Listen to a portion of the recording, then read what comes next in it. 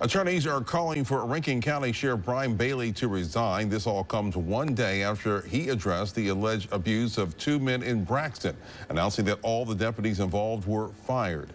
12 News' Leah Williams explains why the families of the victims believe more should be done. Eddie Parker and Michael Jenkins were allegedly abused, and Jenkins was shot in Braxton by Rankin County deputies back in January. Jenkins' mother says he had nightmares about the shooting for weeks and says his medical bills are now over 6 figures. We had to see a psychiatrist. He had to see a doctor for his teeth, for his mouth. He had to see an ear, nose, and throat doctor.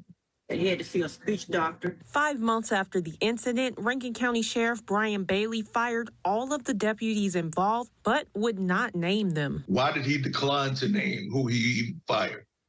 You know, you just come out and say who you fired. The victims' attorneys and families argue that the firings were too little too late and say all the former deputies need to be criminally charged. It's not enough to fire those deputies because all that they'll do is go to another police department and get on and do the same thing. I want them prosecuted, and I don't want them to be able to work it under any authority or any police department in the state of Mississippi. A lawsuit was filed against the former deputies and Sheriff Bailey alleging a pattern of excessive use of force.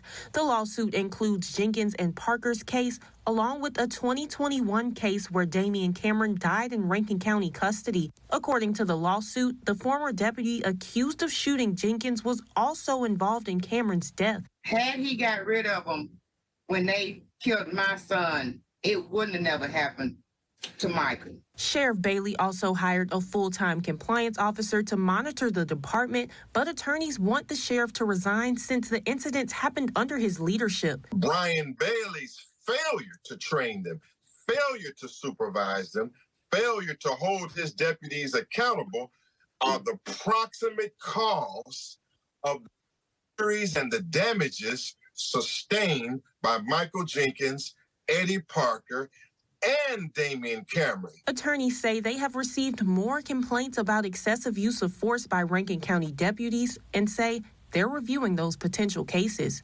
In Rankin County, Leah Williams, 12 News.